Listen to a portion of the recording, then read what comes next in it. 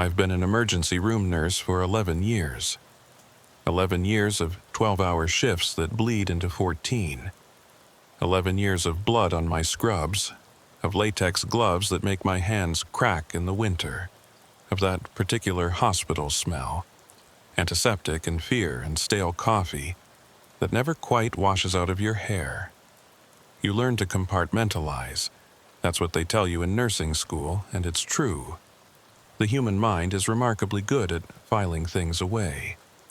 The 17-year-old who came in after the motorcycle accident, the way his mother screamed in the waiting room for 45 minutes straight, you file that. The elderly woman who coded 3 times in one night before we finally lost her, the look in her husband's eyes when I told him, you file that too. You have to. Otherwise, you don't make it to year 2, let alone year 11. St. Catherine's Regional Medical Center sits about 12 miles outside of Harrisburg, Pennsylvania, a sprawling complex of beige brick and fluorescent lighting that serves 3 counties and roughly 180,000 people. We're not a level 1 trauma center, but we see our share. Car accidents from Route 322, heart attacks from the retirement communities that dot the surrounding hills, overdoses, plenty of those, more every year, farm equipment injuries in summer, hypothermia cases in winter, the full spectrum of human fragility, wheeled through our automatic doors on gurneys and wheelchairs, carried in by panicked family members, sometimes stumbling in alone with a hand pressed against a bleeding wound. The emergency department never sleeps, but it does breathe. There's a rhythm to it, a pulse that any experienced nurse learns to feel. The 3 a.m. lull when the waiting room finally empties and you can hear the hum of the vending machines down the hall. The 7 a.m. surge when the day shift arrives and the night's accumulated chaos gets handed off in rushed reports. The Friday night crescendo of alcohol-related injuries. The Sunday afternoon parade of weekend warrior mishaps. You learn to read the department's mood the way a sailor reads the sky.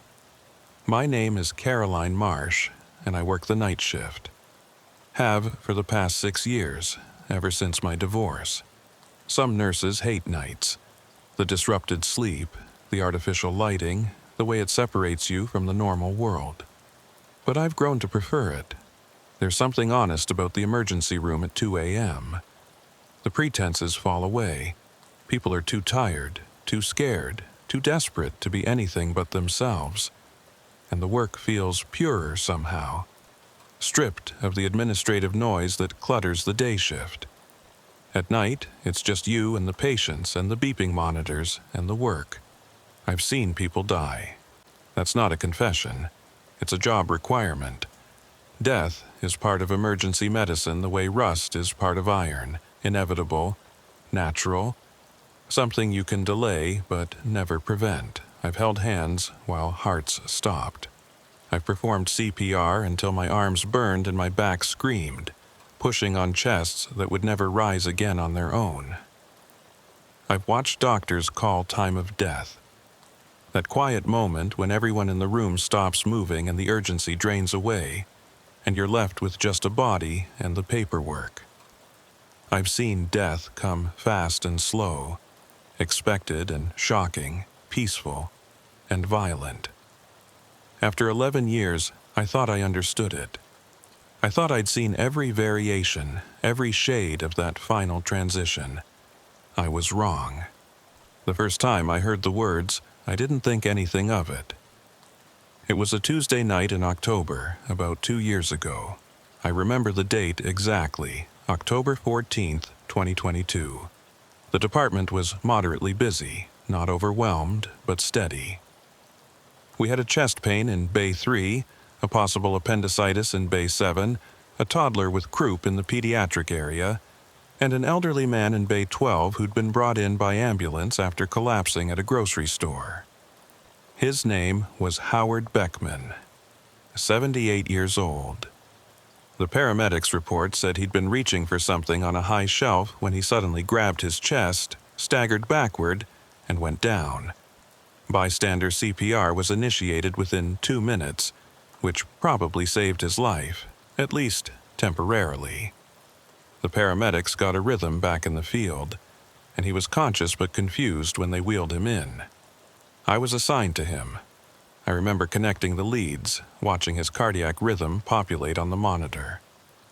Sinus tachycardia with occasional PVCs, premature ventricular contractions, the heart's electrical system misfiring. His blood pressure was low, 88/54. Oxygen saturation holding at 94% on 4 liters nasal cannula. Skin pale and diaphoretic. Classic presentation for a major cardiac event. Dr. Okonkwo was the attending that night. She ordered the standard workup, troponins, CBC, BMP, chest x-ray, 12-lead EKG. I drew the blood, pushed the IV fluids, administered the aspirin and nitroglycerin. Howard was in and out of lucidity, sometimes recognizing his surroundings, sometimes murmuring about things that weren't there. That's common with cardiac patients. Decreased perfusion to the brain causes confusion, altered mental status. The medical term is delirium. I was adjusting his oxygen tubing when he grabbed my wrist. His grip was surprisingly strong for a man who'd coded 20 minutes earlier. His eyes locked onto mine, suddenly clear, suddenly focused. "The tall woman is here," he said. "She's standing right behind you." I turned instinctively, but of course there was no one there. Just the curtain partition, the IV pole, the cardiac monitor with its cascading green lines. "Mr. Beckman," I said gently, turning back to him. "There's no one behind me. You're in the hospital. You had a cardiac event, but you're stable now. We're taking good care of you." He didn't seem to hear me. His eyes were fixed on a point over my shoulder, tracking something I couldn't see. "She's so tall," he whispered. "She's reaching for me. She says it's time to count the children." A chill went through me, not because of the words themselves, but because of the way he said them. There was no fear in his voice. If anything, he sounded almost peaceful, almost welcoming. "Count the children," I repeated. "Mr. Beckman, what does that mean?" But his eyes had glazed over again, and he was back to murmuring incoherently about the grocery store, about his wife making dinner, about things that had nothing to do with tall women or children. 20 minutes later, he arrested. V-fib arrest, sudden and total. We worked on him for 41 minutes. Chest compressions, defibrillation, epinephrine, amiodarone, more defibrillation. Dr. Okonkwo was relentless, trying rhythm after rhythm, drug after drug. But sometimes the heart just doesn't want to come back. Sometimes the damage is too extensive, the electrical system too disrupted, and nothing you do can bridge that gap. Time of death, 11:47 p.m. I remember standing there afterward, sweat cooling on my forehead, arms aching from compressions. Howard Beckman's body lay on the gurney, suddenly so much smaller than it had seemed when he was alive. The monitor showed a flat line. The ventilator was disconnected. In a few minutes, I'd clean him up, remove the lines and tubes, and prepare him for the family to see. But in that moment, I just stood there thinking about what he'd said. She says, "It's time to count the children." It was strange phrasing, strange imagery, but I'd heard plenty of strange things from delirious patients over the years. The brain does peculiar things when it's starved for oxygen. Memories surface, fears manifest. The line between reality and hallucination dissolves. One patient had sworn he was being chased by a giant rabbit. Another had carried on a detailed conversation with her long-dead mother. Another had tried to climb out of bed because he was convinced the hospital was a submarine that was sinking. Howard Beckman's tall woman and her children were just another artifact of a dying brain. That's what I told myself. That's what I believed. I filed it away, along with everything else. The brain is good at that. 3 weeks later, I heard the words again. Her name was Destiny Williams, 24 years old. She'd been a passenger in a car that hydroplaned on Route 22, crossed the median, and struck a delivery truck head-on. The driver, her boyfriend, was DOA. Destiny arrived with a flail chest, a shattered pelvis, and a traumatic brain injury that had her GCS at 6. Glasgow Coma Scale, a measure of consciousness. 15 is normal, fully alert. 3 is completely unresponsive. 6 is severe impairment. She was intubated in the field. We took over her care in Trauma Bay 1, the largest space in our department, equipped for exactly these kinds of catastrophic injuries. Dr. Nguyen was running the trauma, calling out orders while we cut away her clothes, established additional IV access, hung blood products, and worked to stabilize her enough for surgery. It wasn't enough. Sometimes it isn't. Her pressure kept dropping despite the transfusions. Her oxygen saturation kept falling despite the ventilator. The ultrasound showed what we suspected. Massive internal bleeding, probably from her liver and spleen. Too much damage to fix without an operating room and more time than she had. Dr. Nguyen called the surgeon, Dr. Abrams, but even as he described the situation, I could see in his eyes that he knew. We all knew. Destiny coded at 3:14 a.m. We got her back once, then lost her again. The second arrest was longer, more chaotic. Her body was simply too broken to sustain life. After 37 minutes of resuscitation efforts, Dr. Nguyen called it. Here's the thing. Destiny Williams was intubated the entire time she was in our department. She had a plastic tube down her throat connected to a ventilator that was breathing for her. She couldn't speak. It was physically impossible for her to speak. But right before the second arrest, right before the monitor screamed and her heart stopped for the last time, her lips moved. I was standing closest to her head, adjusting the ventilator settings. Her eyes were closed, had been closed the entire time she'd been with us. But suddenly, they opened. Not fluttering, not half-masked. Wide open, clear, focused. And her lips moved around the tube, forming words she couldn't vocalize. I'm not a lip reader. I've never studied it, never practiced it. But I swear to you, I knew what she was saying. I could see it as clearly as if I'd heard it aloud. The tall woman is here. She says it's time to count the children. Then her eyes rolled back, the monitor shrieked, and she was gone. I didn't mention it to anyone. What would I have said? The intubated patient mouthed some words that I may or may not have interpreted correctly. A patient with a severe traumatic brain injury, with a GCS of 6, with no reasonable capacity for coherent thought, somehow communicated a phrase that an unrelated patient had spoken 3 weeks earlier.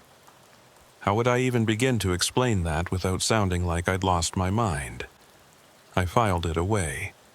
But this time it didn't stay filed. 2 different patients. 2 completely different medical situations. 1 cardiac, 1 trauma. 1 elderly man, 1 young woman. No connection between them. I checked. Different hometowns, different family names, different insurance providers, no overlapping physicians or previous admissions. Nothing that would link them except for the fact that they'd both died in my ER. And they'd both said the same words. The tall woman is here. She says it's time to count the children. I started paying more attention after that. Not obsessively. Not yet. But I found myself listening more closely when patients were confused, delirious, near death. I noticed the way people talked in those final moments, the things they said to people who weren't there, the fragments of memory and imagination that surfaced as the brain lost its grip. Most of it was exactly what you'd expect. People called out for their mothers, their spouses, their children. They talked about events from decades ago as if they were happening now. They apologized for things, asked forgiveness for things, made confessions that no one was left to hear. The dying mind is a strange landscape, full of echoes and ghosts, but I didn't hear the words again, not for several months. I started to think that maybe I'd imagined the connection. Maybe Destiny's lip movements had been random, meaningless, and my brain, primed by Howard Beckman's strange utterance, had imposed a pattern that wasn't there. The human mind is prone to apophenia, to seeing connections and meanings in random noise. It's why we see faces in clouds, figures in static. Maybe that's all this was. Then came the night of February 3rd, 2023. His name was Marcus Chen, 41 years old, brought in by his wife after he collapsed in their kitchen. No warning signs, no previous cardiac history, no risk factors except for a mildly elevated cholesterol that he controlled with diet. He was a marathon runner, a vegetarian, a yoga practitioner. The last person you'd expect to have a massive heart attack at 41. But the EKG told the story. A STEMI, an ST elevation myocardial infarction, the most serious kind of heart attack. A complete blockage of a major coronary artery. The cardiology team was activated for an emergency catheterization. The plan was to get him to the cath lab, open the blockage with a stent, and restore blood flow to the dying heart muscle. It's a procedure that saves lives every day, but first you have to keep the patient alive long enough to get there. Marcus was awake, lucid, terrified. His wife was in the waiting room, equally terrified. I held his hand while we prepped him for transport, explaining what was happening, what to expect, trying to reassure him even as the monitor showed his heart rhythm deteriorating. "Am I going to die?" he asked me. It's a question patients ask more often than you might think. Usually, I give a measured response. Something about doing everything we can. Something about the excellent cardiac team. Something that's honest, but hopeful. But this time, before I could speak, Marcus's eyes shifted. He was looking past me, over my shoulder, at the corner of the room. "Who is that?" he asked. I turned. There was nothing there, just the wall, the supply cabinet, the sharps container. "There's no one there, Mr. Chen. It's just you and me and the monitor tech." "No," he said, his voice distant, almost dreamy. "There's a woman, a very tall woman. She's standing in the corner." My blood went cold. "She says..." He paused, his brow furrowing as if he was listening to something I couldn't hear. "She says it's time to count the children." His rhythm degenerated into V-tach before I could respond. Then V-fib, then a systole. We coded him for 33 minutes, but we never got him back. After the code was called, I stood in the empty trauma bay and stared at the corner where Marcus had looked. The corner where he'd seen a tall woman. The same corner where, I suddenly realized, Howard Beckman's eyes had been fixed when he'd spoken those words 4 months earlier. I told myself it was coincidence. The corner was simply in the natural sightline of a patient lying on a gurney in that room. There was no reason to think the 3 patients had seen the same thing, the same woman in the same location. They had all been dying. Their brains had been failing.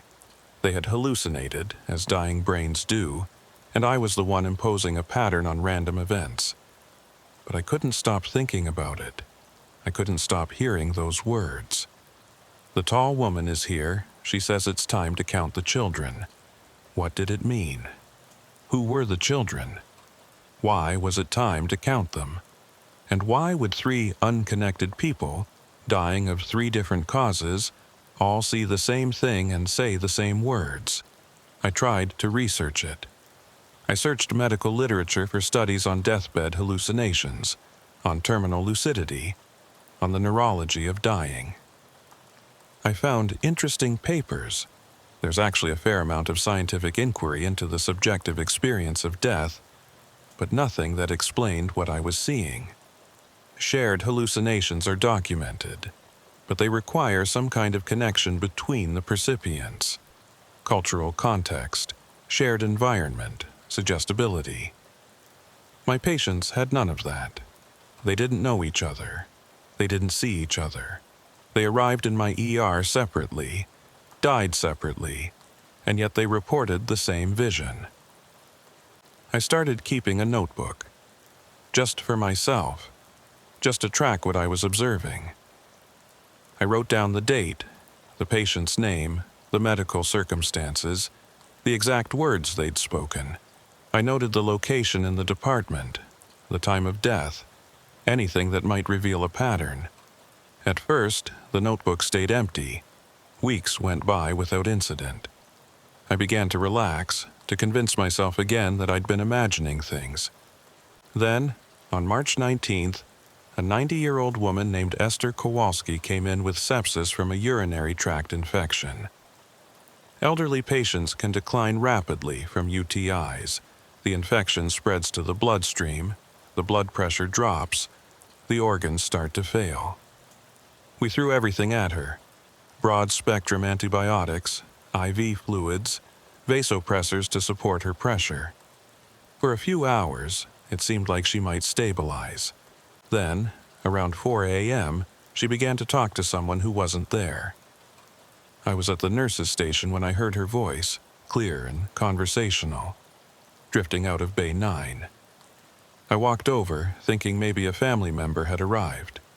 But she was alone, her eyes fixed on the ceiling, speaking in Polish. I don't speak Polish. I couldn't understand what she was saying, but I recognized one word, repeated several times: dzieci. I'd heard it before from a Polish patient years ago. It means children. Esther Kowalski died at 4:47 a.m.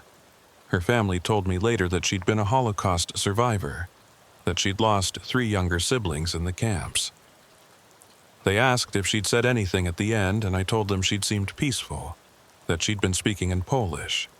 I didn't tell them about the children. I didn't know how, but I knew then that it wasn't my imagination. Something was happening in my emergency room, something I couldn't explain. I just didn't know yet how bad it was going to get. After Esther Kowalski, I started listening differently. Every shift, I was hyper-aware of my patients, not just their vital signs and lab values, but their words, their eye movements, the things they said when they thought no one was paying attention. I became attuned to the particular quality of voice that preceded the words, a kind of distant clarity that was different from ordinary delirium. I learned to recognize it, to feel it coming, and I started to hear the words more often. Not every death, not even most deaths, but enough.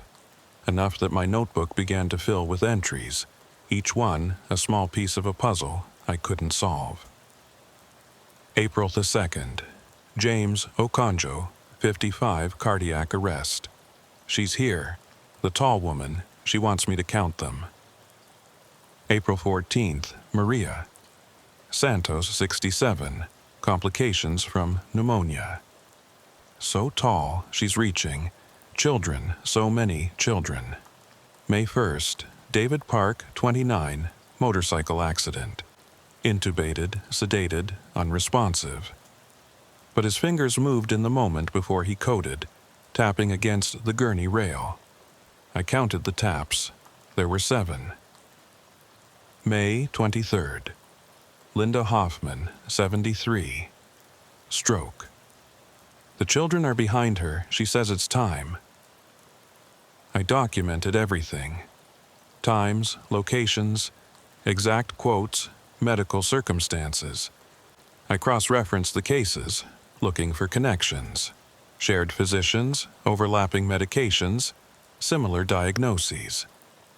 I mapped the locations in the department where patients had seen the woman, and a pattern emerged. It was always the same corner, the same angle, as if she stood in a fixed position and they could only see her when they were lying in the right spot. I told no one. How could I? I was a nurse, a medical professional. My job was to deal with facts, with data, with evidence-based practice. If I started talking about a tall, spectral woman who appeared to dying patients and asked them to count children, I'd be referred for a psych evaluation. Or worse, I'd be ignored, humored, written off as a night shift nurse who'd finally cracked under the strain. So I kept it to myself. I watched and listened and wrote in my notebook, and I tried to make sense of something that didn't make sense. In June, I pulled the records for every patient who died in our ER over the past year. It took me 3 weeks, working on my off hours, bribing the medical records clerk with coffee and pastries. She thought I was doing research for some kind of quality improvement project. I let her think that. There were 247 deaths in that year. I couldn't know, of course, which ones had spoken the words. I hadn't been present for all of them, and there were no notes in the charts about patients' final utterances. But I looked for patterns anyway. Ages ranged from 16 to 101. Causes of death covered the full spectrum: cardiac, trauma, sepsis, stroke, overdose, cancer. No commonality there. But then I looked at the timing. Of the 247 deaths, 31 had occurred between 3 and 4 a.m. That's not statistically remarkable on its own. It's about 13%, and you'd expect roughly 4% per hour if deaths were randomly distributed. But when I cross-referenced those 31 with my own notebook, with the cases I'd personally witnessed, the number jumped out at me. Every single patient who'd spoken the words had died between 3 and 4 a.m. Howard Beckman, 3:47 a.m. Destiny Williams, 3:14 a.m. Marcus Chen, 3:33 a.m. Esther Kowalski, 3:47 a.m. James Akonjo, 3:22 a.m. Maria Santos, 3:51 a.m. David Park, 3:08 a.m. Linda Hoffman, 3:39 a.m. All of them. Every one. That couldn't be coincidence. I started researching. The witching hour, some call it. That window between 3 and 4 a.m., when the veil between worlds is supposedly thinnest, when spirits walk and demons emerge. Superstition. Folklore. But there's a medical reality underneath it. The body's circadian rhythms reach their lowest point in those pre-dawn hours. Core temperature drops. Cortisol levels are at their nadir. Blood pressure falls. For someone who's already critically ill, those hours represent a period of maximum vulnerability. The body is at its weakest, its defenses at their lowest. Maybe that was all it was. Maybe dying patients were more likely to hallucinate during those hours because their brains were more compromised. Maybe the shared content of the hallucination was just a function of some common neurological pathway, some standard firing pattern in the dying visual cortex. But that didn't explain how they all saw the same woman. It didn't explain the children. It didn't explain why I could feel something watching me when I stood in that corner of the trauma bay. A cold prickling at the back of my neck that had nothing to do with the air conditioning. I asked the other nurses carefully, obliquely, whether they'd ever noticed patients saying strange things before they died. A few had stories, confused ramblings, conversations with invisible visitors, the usual deathbed phenomena. But none of them mentioned a tall woman. None of them mentioned children. I asked Dr. Okonkwo one night, framing it as intellectual curiosity. Have you ever noticed patterns in what patients say at the end? Common themes, shared imagery? She looked at me thoughtfully. There's research on that, she said. Deathbed visions. A lot of patients report seeing deceased relatives, bright lights, that sort of thing. It's thought to be a function of the temporal lobe shutting down. Why do you ask? Just wondering, I said. I've had a few patients recently who seem to see something, someone. It's not uncommon. The brain does strange things when it's dying. It tries to make sense of what's happening to fit it into a narrative. Relatives, angels, religious figures. Whatever framework the person has for understanding death, that's what they see. What if they see something that doesn't fit their framework? She shrugged. Then maybe it's something universal, an archetype. Jung would say we all share certain images in our collective unconscious. Maybe there's a death archetype, something we all see when we're crossing over.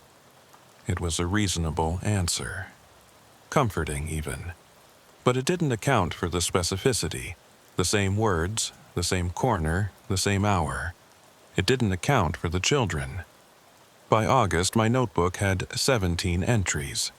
17 patients who had spoken some variation of the words, who had seen the tall woman, who had died in that narrow window of night. I read through them again and again, looking for anything I'd missed. And then I found it.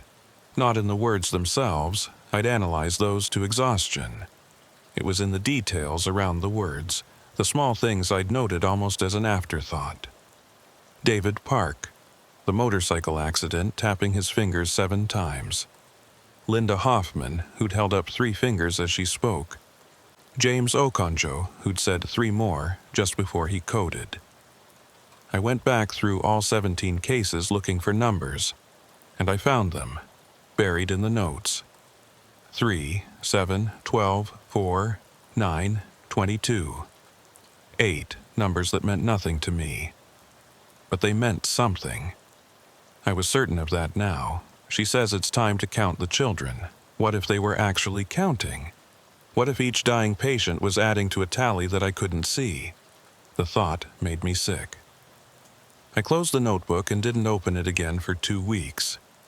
I tried to focus on the work, on the routines and protocols that had always grounded me. I changed IV bags and administered medications and took vital signs, and I tried not to think about the tall woman in the corner, reaching for my patients with her long arms. But I couldn't stop. The pattern was there, and once you see a pattern, you can't unsee it. In late August, I started checking the old logs. St. Catherine's keeps records going back decades. Not detailed charts, but basic information about patient admissions and outcomes. I spent my off days in the basement archive, pulling dusty folders, scrolling through microfiche, tracing the history of our emergency department back through the years. I was looking for deaths between 3 o'clock and 4 a.m. I was looking for clusters. I was looking for anything that might tell me when this started and why. What I found instead was a pattern I hadn't expected. The deaths weren't random. They weren't even. They came in waves, periods of increased mortality in that 3 o'clock a.m. window, followed by periods of normalcy. The waves were irregular, unpredictable, but they were there. 6 deaths in March of 1987. 9 in October of 1994. 11 in February of 2003. 7 in August of 2015. And then I found the one that made my hands shake. September 1978. 14 deaths between 3 o'clock and 4 a.m., all within a single week. 14 people, dead in the same hour, in the same ER in 7 days. I pulled every record I could find from that week, every scrap of paper that had survived the decades. Most of it was mundane, the usual chaos of emergency medicine, the usual range of tragedies. But in one file, a nursing note, handwritten in faded blue ink, I found this. Patient exhibited terminal lucidity prior to death. Spoke clearly despite unresponsive state, said, "She is counting them. She is almost done." The note was signed with initials I didn't recognize. The patient's name was Ruth Novak. She was 31 years old. She died of complications from eclampsia, a pregnancy-related condition, on September 14, 1978, at 3:41 a.m. I sat in that basement archive, surrounded by the smell of old paper and dust, and I felt the pieces clicking together in my mind. This wasn't new. This had been happening for at least 50 years, probably longer. The tall woman had been appearing to patients in this ER for decades, asking them to count, and I was just the latest nurse to notice. But notice what? What was being counted?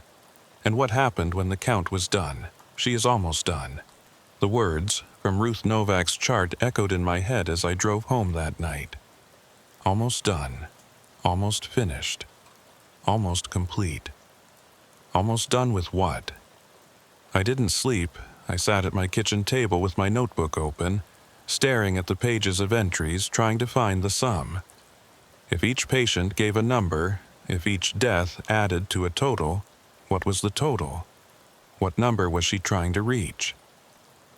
I added up every number I'd recorded. 3 plus 7 plus 12 plus 4 plus 9 plus 22 plus 8 plus. I did the math, checked it twice. The sum was 143. It meant nothing to me. Was that the count? Was it complete? Or was it just a fragment, just the numbers I happened to catch from the patients I happened to witness? I needed more data. I needed to find someone who'd been here longer than me, someone who might have seen this before, who might have kept their own records. I needed to find the nurse who'd written that note in Ruth Novak's chart. The initials were M.E.T. The date was September 1978. I started with the obvious approach. The HR department, asking for records of nurses employed in the late 70s. They told me those records were archived off-site, that it would take weeks to retrieve them. I didn't have weeks. The count was continuing, I was sure of that. Every night, more patients might be adding their numbers to the tally. I tried another approach. St. Catherine's has a wall of photographs in the main lobby, composite shots of the nursing staff from each decade. I found the one from 1978 and scanned the faces, looking for name tags, looking for anyone whose initials might be M.E.T. There, in the back row, a woman with short dark hair and a serious expression. Her tag read, M. Thorne, Meredith Thorne. I was almost certain. Tracking her down took another week. She'd retired in 2001, moved to a small town in upstate New York, a place called Canton, near the Canadian border. I found her phone number through a combination of internet searching and luck. Her son ran a landscaping business and had her listed as an emergency contact on his website. I called on a Thursday evening. A woman answered, her voice thin and wary. Mrs. Thorne, my name is Caroline Marsh. I'm a nurse at St. Catherine's Regional Medical Center in Pennsylvania. I'm sorry to bother you, but I'm hoping you might be able to help me with something. There was a long silence, then, St. Catherine's. I haven't heard that name in a long time. You worked there in the 70s, is that right? In the emergency department? Another silence. What is this about, Ms. Marsh? I hesitated. I'd rehearsed several ways to ask the question, but none of them seemed right. Finally, I just said it. I found a note you wrote in a patient chart from September 1978. A patient named Ruth Novak. You wrote that she spoke before she died. She said, "She is counting them. She is almost done." I heard a sharp intake of breath. Then nothing. Mrs. Thorne, are you still there? I can't talk about this on the phone.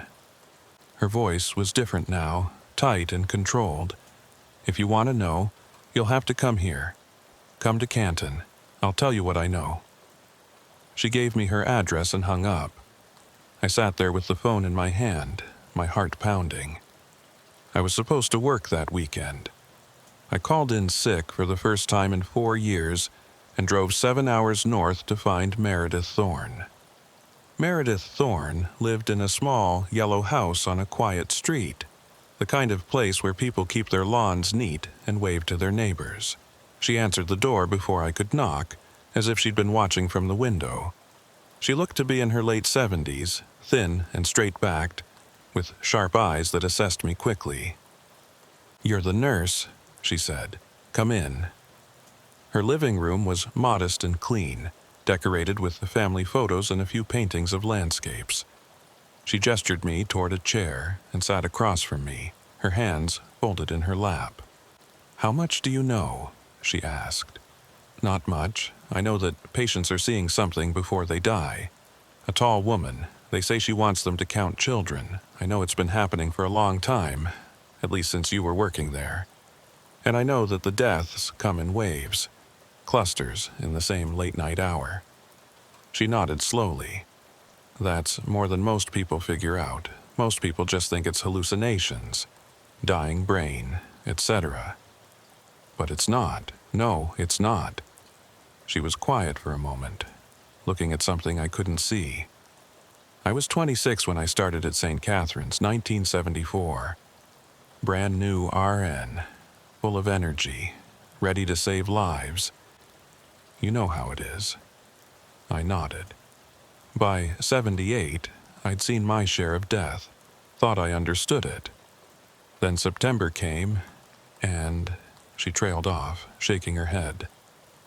14 people in 1 week, all between 3 and 4 a.m. I was there for most of them, and they all said the same thing. The tall woman, the children, counting. "Did you tell anyone?" I tried. The head nurse thought I was overworked. The attending physician said I was letting the stress get to me. Back then, you didn't push things like that. You kept your head down and did your job. So I made notes when I could, and I kept my mouth shut. But you kept watching. I kept watching. After that week, it stopped, or at least slowed down. Months would go by without any incidents. I started to think maybe it was over. Then another cluster would come. 3 or 4 patients in a few weeks, and I'd know it was still happening. What did you think it was? She looked at me with those sharp eyes. I think something lives in that hospital, or visits it. Something that's been there a long time, longer than either of us. And I think it's collecting something, taking something from the people who die there. The children. That's what they call them. I don't know what it means. Maybe it's their souls. Maybe it's their memories. Maybe it's something we don't have a word for. But she counts them, and when she reaches a certain number, something happens. What happens? Meredith shook her head. I don't know. I left before I could find out. After 2001, after the last big cluster I saw, 11 deaths in 2 weeks, I couldn't take it anymore. I retired and moved up here, and I've tried not to think about it since. But you agreed to talk to me, because you need to know what you're dealing with, and because... She hesitated. Because it's getting worse, isn't it? The clusters are getting bigger, more frequent. I thought about my notebook, about the 17 entries in less than a year. She was right. How do you know that? Because she's still counting, and she's almost done. Those words again. She is almost done. Do you know what happens when she finishes? Meredith was quiet for a long time. When she spoke, her voice was barely above a whisper. In 1978, I found an old logbook in the hospital basement. Handwritten entries going back to the 1920s. Deaths recorded by time and date. I found clusters going back that far, same pattern, same late-night hour. But the earliest entry, from 1923, had a note in the margin. Just one word. What word? Harvest. I felt a cold weight settle in my stomach. I don't know what it means, Meredith said. But I think when the count is complete, when she's gathered enough, something is going to happen. Something bad. I drove back to Pennsylvania that night, my mind churning. Harvest. What do you harvest? Crops, resources, things you've cultivated, nurtured, grown, things you're going to use for something. The children. She was harvesting children. But what did that mean? The patients who died weren't children. They were all ages, all backgrounds. What was she actually taking from them? I went back to work the next night, my head full of questions and no answers. The ER was busy. A multi-car accident on the highway had filled our trauma bays, and I spent hours running between patients, pushing fluids and blood products, assisting with procedures, doing the work that kept me grounded. By 2 a.m., things had calmed down. Most of the accident victims had been stabilized and admitted. One had died in surgery. The department settled into its late-night rhythm. I was restocking a supply cart when I heard a voice from Bay 4. "She's here." My blood went cold. I walked toward the bay, my feet moving without conscious direction. The patient was a middle-aged man, Walter Brennan, admitted earlier that evening with chest pain. His workup had been reassuring, no signs of cardiac damage, probably just gastric reflux, and he was waiting for discharge paperwork. But now he was sitting up in bed, staring at the corner of the room. "Mr. Brennan," I said, "are you all right?" He didn't look at me. "She's so tall. I've never seen anyone that tall." No, not him. His cardiac enzymes were normal. His EKG was normal. He wasn't dying. He wasn't supposed to be dying. "Mr. Brennan, there's no one there. You're in the hospital, and you're fine. We're about to send you home. She says it's time to count the children." His voice was distant, dreamy. That voice, the one I'd learned to recognize. "She says the number is almost complete." "What number?" I grabbed his arm. "Mr. Brennan, what number?"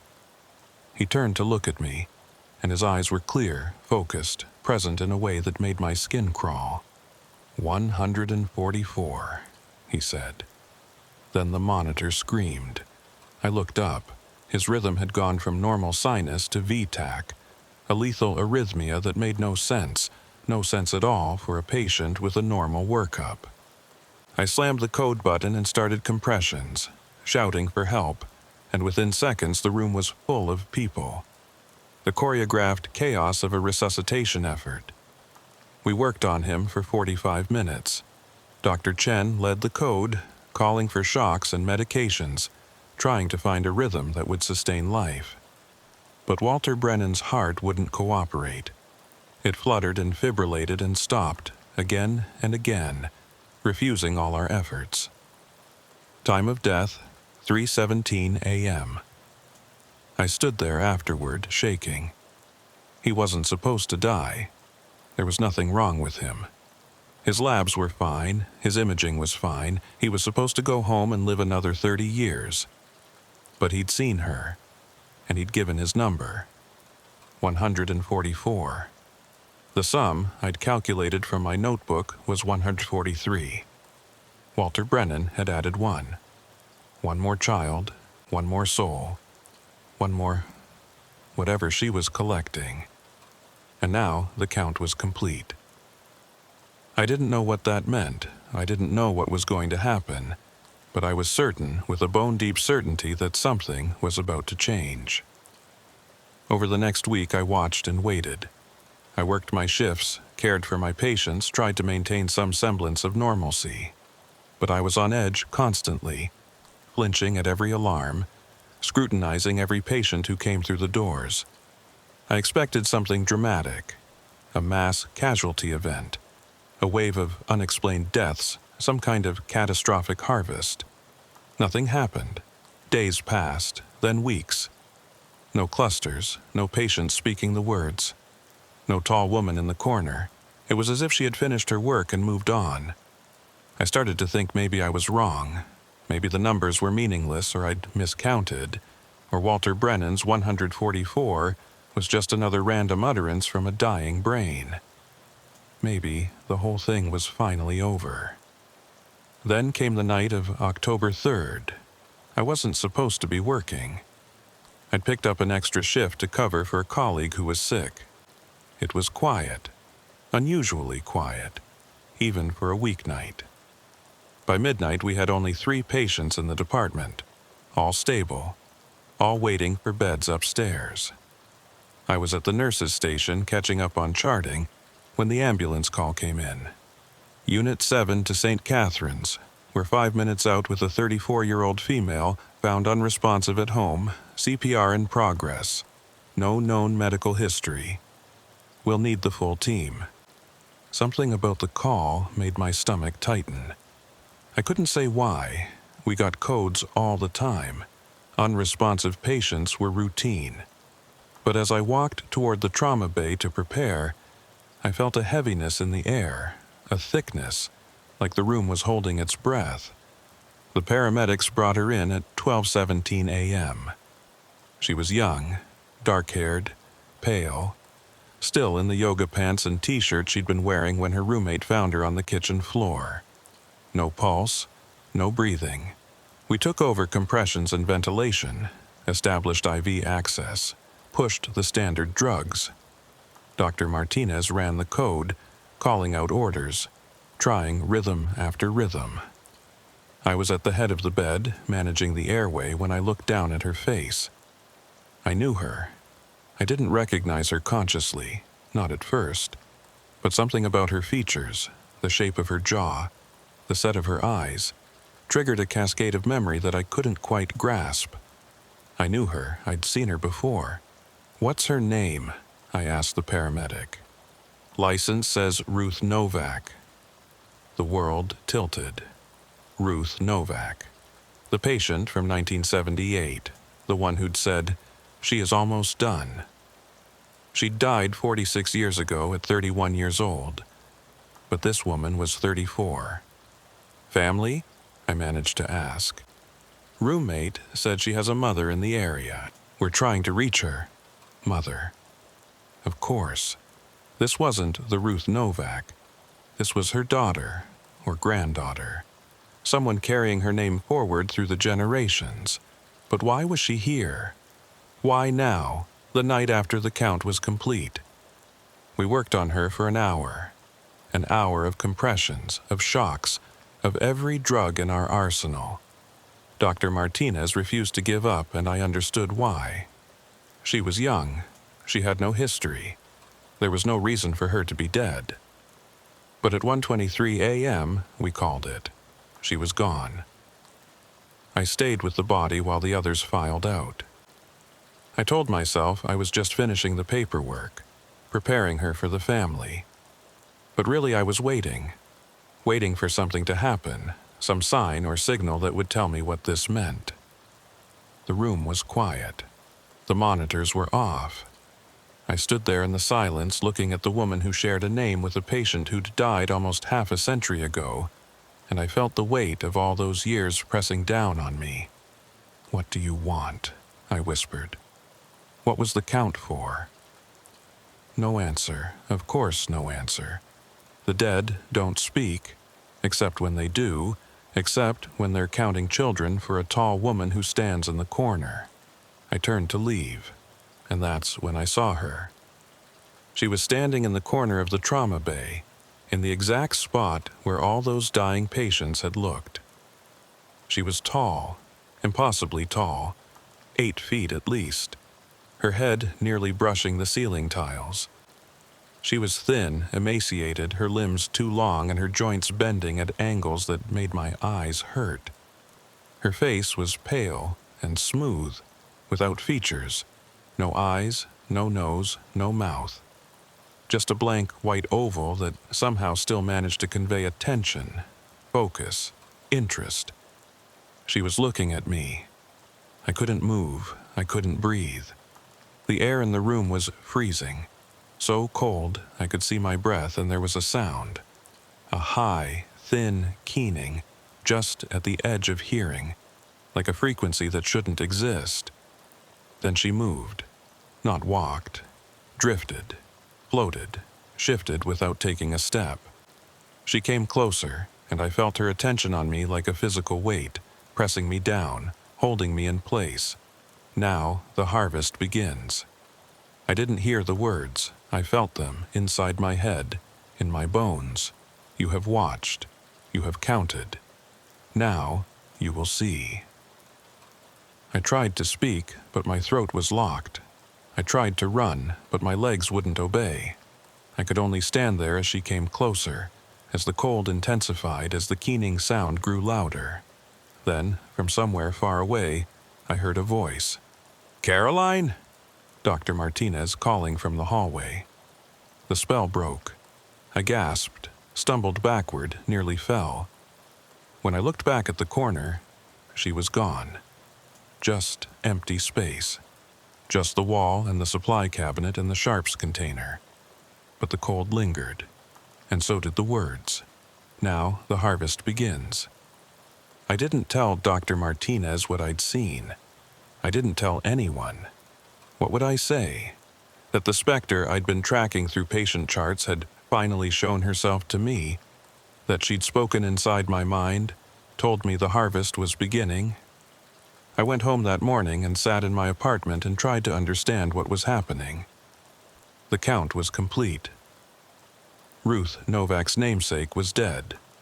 The tall woman had appeared to me directly, not filtered through a dying patient's vision. Something had changed. But what was the harvest? What was she going to take? I thought about Meredith Thorne's word, about the old logbook from the 1920s. A harvest requires a crop. You grow something, you cultivate it, you wait until it's ready, and then you collect it. The tall woman had been counting children, souls, memories, something, for at least 100 years. 144 of them, gathered from the dying in that single corner of that single hospital. What do you do with 144 souls? I searched for the number online, looking for significance. In Christianity, 144,000 is the number of the saved, the elect who will be taken up in the rapture. 144 is a dozen dozens, a gross, a number of completion. In some numerological systems, it represents hard work and building foundations. None of it helped. None of it told me what was coming. I went back to work that night. I didn't know what else to do. The ER was my place, for better or worse. If something was going to happen, I wanted to be there to see it. The shift started normally. Busy, but not overwhelming. A few chest pains, a broken ankle, a child with a febrile seizure. I moved through the work mechanically, my mind elsewhere, waiting for something I couldn't name. It came at 2:47 a.m. An ambulance call just like the night before. A patient in cardiac arrest, CPR in progress, ETA 3 minutes. I went to the trauma bay to prepare, my hands steady even as my heart raced. The patient was a man, early 60s, gray-haired and heavy-set. His wife had found him collapsed in their bedroom. The paramedics had been working on him for almost 15 minutes without success. When they wheeled him in, his color was gray and his pupils were fixed. We took over, but I already knew. He wasn't coming back. Dr. Martinez led the code again. We worked through the algorithm. Compressions, ventilation, shocks, drugs, repeat. 10 minutes, then 20. The monitor showed a systole, that flat line that means the heart has stopped trying. At 3:11 a.m., De Martinez paused. "Does anyone have any other suggestions?" No one spoke. We all knew what came next. "All right," she said quietly. "Time of death." The man's eyes opened, not a flutter, not a twitch. Wide open, both eyes at once, staring straight at the ceiling. Everyone froze. I heard someone gasp. The man was dead.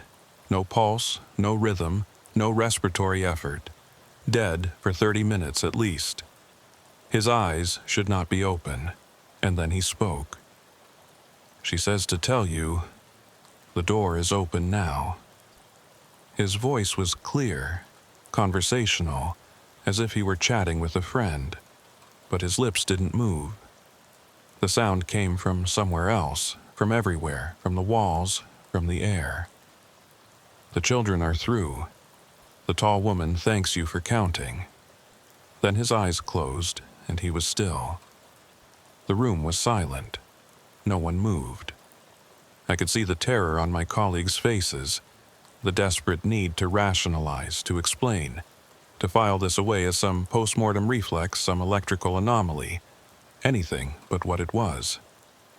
Dr. Martinez was the first to speak. Time of death? 3:12 a.m. We cleared the room in record time. No one wanted to be there. No one wanted to touch the body.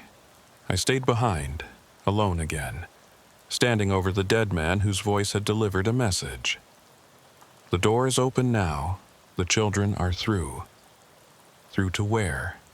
Through to what? I looked at the corner where the tall woman had stood. It looked the same as always, empty, innocuous. But there was something different about it now, something I could feel more than see, a thinness, a fragility, as if the barrier between here and somewhere else had worn through, and something was seeping in, or seeping out. I left the trauma bay and walked through the department, looking for, I didn't know what, evidence, confirmation, something to tell me whether the harvest had succeeded, whether the door was really open, whether anything had actually changed. The ER was quiet. The patients were sleeping or stable.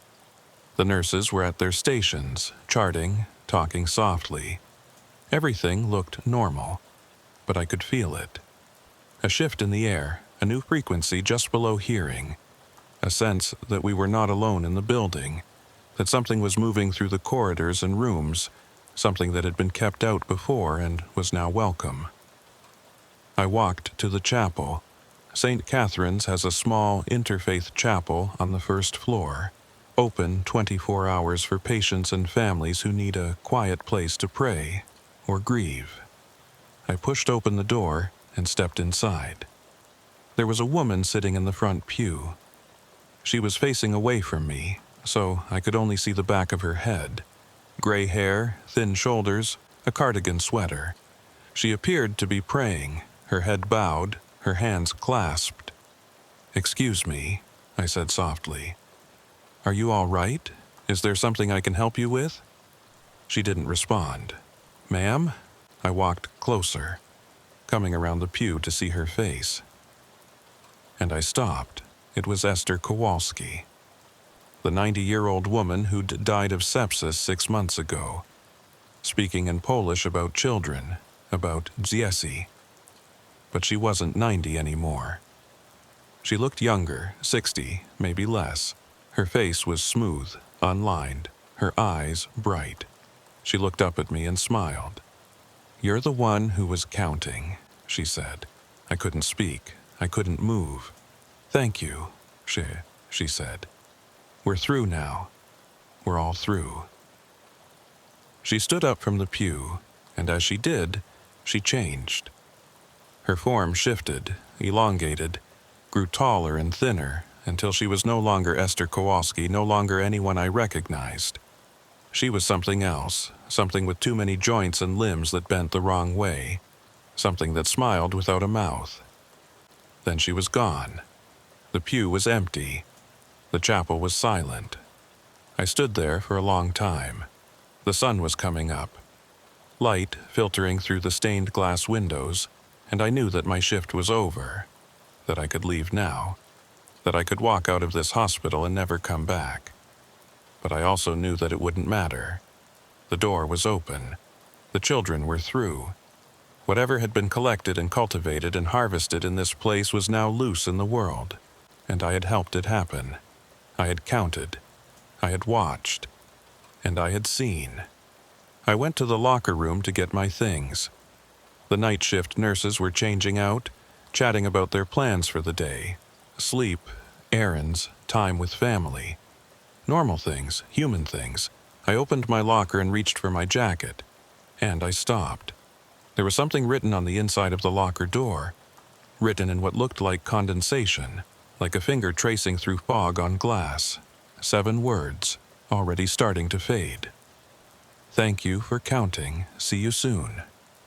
I stood there, staring at the words, watching them disappear letter by letter until the door was blank again. My hands were shaking. My whole body was shaking. The locker room was empty now. The other nurses had left. I was alone. I closed my locker and walked out of the hospital. The sun was up, the air was cold and clear, and the parking lot looked exactly like it always did. Cars in rows, light poles casting long shadows, birds calling from the trees at the edge of the property. Everything looked normal, but I knew it wasn't. I drove home through streets that seemed subtly wrong, past houses and shops and people that all looked the same as before but felt different, felt watched, felt inhabited by something that hadn't been there yesterday. I couldn't explain it, I couldn't prove it, but I knew. The door was open, and they were through. I'm writing this now 3 weeks later. I haven't been back to work. I called in sick the first week, then requested a leave of absence. I don't know if I'll ever go back. Strange things have been happening, small things mostly. A flickering light that follows me from room to room. A voice on the radio that sounds like my own. Speaking words I never said. A reflection in the window that doesn't quite match my movements. And the dreams. Every night, the same dream. I'm standing in the trauma bay at St. Catherine's, and the room is full of children. Dozens of them, hundreds of them, standing in silence, staring at me with eyes that are too old for their faces. And in the corner, behind them all, the tall woman stands and watches. In the dream, she speaks. You helped us. You opened the door. Now, you are ours. I wake up every morning with those words in my head. And every morning, I feel a little less like myself. A little more like one of them. I don't know what's happening to me. I don't know what happens next. But I know that it's not over. The count was just the beginning. The harvest was just the first step. And I know that somewhere in some hospital, some ER, some quiet room in the small hours of the morning, someone else is starting to notice. Someone else is seeing the pattern, hearing the words, watching their patients look at a corner of the room and speak about a tall woman and children who need to be counted. I hope they're smarter than I was. I hope they stop looking.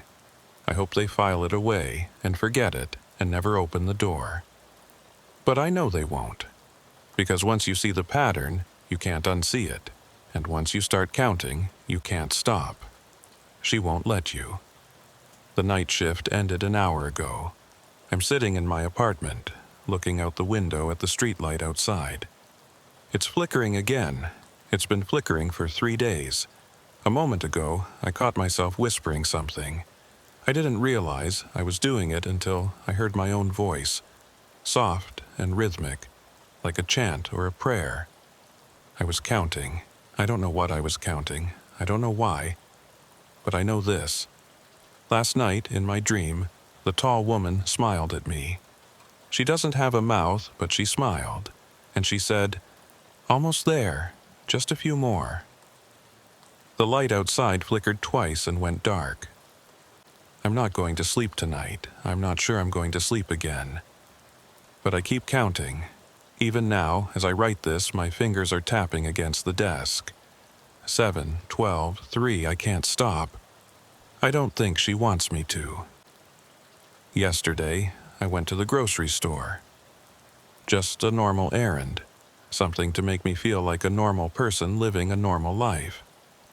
I was in the cereal aisle when a little girl walked past me. She couldn't have been more than 6 years old, blonde hair and pigtails, a stuffed rabbit clutched under her arm. She stopped and looked up at me. "You're the counter," she said. "My grandmother told me about you." Before I could respond, her mother called from the end of the aisle, and the girl skipped away without looking back. I stood there frozen, a box of cornflakes in my hand, trying to convince myself I'd imagined it. I left the store without buying anything. I haven't been back. This morning, I received an email. No sender address, no subject line, just a body of text. "We remember everyone who helped us. We reward our faithful servants. Soon you will join us, and then you will understand. The counting never stops. It only changes. I deleted it. 10 minutes later, it was back in my inbox. I've started seeing them everywhere now. In the faces of strangers on the street, in the reflections of shop windows, in the shadows at the edge of my vision. The children, the ones who were counted, the ones who went through the door. They're watching me, waiting, and the tall woman is always there behind them, her blank face turned toward me, her two long arms reaching. Sometimes I think about calling Meredith Thorne, asking her what comes next. But I already know she can't help me. She escaped. She got out before the count was complete. I wasn't so lucky. The tapping has gotten worse. I catch myself doing it constantly now. Fingers on tables, feet on floors, teeth clicking together in strange rhythms. Numbers that don't mean anything to me but must mean something to her. Maybe I'm counting the next cycle. Maybe the door isn't just open. Maybe it works both ways. Maybe while they came through, something of me is going back. I don't know. I don't know anything anymore. All I know is that my shift starts in 6 hours, and I'm going to go back to St. Catherine's. Not because I want to, because I have to. Because she's calling me there, and I can't resist. And when I walk into that trauma bay, when I stand in that corner where she first appeared to me, I know what I'm going to find. I'm going to find out what happens when the counting stops. I'm going to find out what the harvest was for, and somehow, I think I always knew. I was never just the one who counted. I was one of the children all along.